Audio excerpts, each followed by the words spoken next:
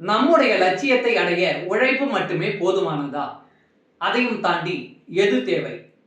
இதை நீங்கள் புரிந்து கொள்வதற்காக உங்களுக்கு ஒரு சிறிய கதை. வாருங்கள், கதைக்குள் செல்வோம். ஒரு பெரிய அரண்மனையில் வெகு நாட்களாகவே ஒரு எலி பயங்கர தொல்லை கொடுத்து கொண்டிருக்கிறது. அதை பிடிப்பதற்காகவே அரண்மனையில் ஒரு பூனையை வளர்த்தார்கள். எவ்வளவுதான் அந்த பூனை எலியை பிடிக்க முயற்சித்தும் அதனால் அந்த எலியை நெருங்கக்கூட முடியவில்லை. அந்த எலியின் தொல்லை தாங்க முடியாமல் வெளிநாட்டிலிருந்து நிறைய பூனைகளை அந்த எலியை பிடிப்பதற்காகவே வாங்கி வருகிறார்கள். அந்த அரண்மனைக்கு பல நாடுகளிலிருந்து பூனைகள் வருகிறது. ஆனால் எந்த நாட்டு பூனையாலும் அந்த எலியை பிடிக்கவே முடியவில்லை. இதை பார்த்த காவலாளி ஒருவர் தன்னுடைய பூனையை கொண்டு வந்து விடுகிறார். காவலாளியுடைய பூனை வந்த சிறிது நேரத்திலே அந்த எலியை பிடித்து விட்டது. அதை பார்த்த அனைவருக்குமே பயங்கர அதிர்ச்சி. அங்கிருந்த மக்கள் அந்த காவலாளியிடம் பல கேள்விகள் கேட்கிறார்கள்.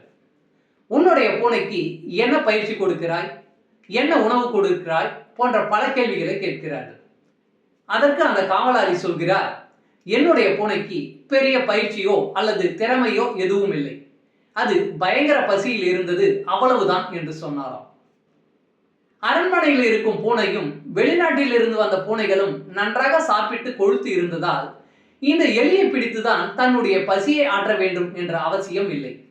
அதனால்தான் அந்த பூனைகளால் அந்த எலியை பிடிக்க முடியவில்லை.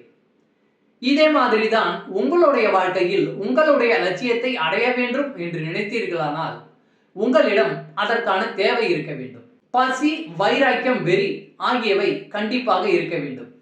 அப்போதுதான் அந்த லட்சியத்தை அடைந்து அதில் வெற்றியும் பெற முடியும். முயற்சித்து பாருங்களேன். முயற்சிப்பதில் நாம் எதையும் இழக்கப் போவதில்லை. நன்றி. வாழ்க வளமுடன்.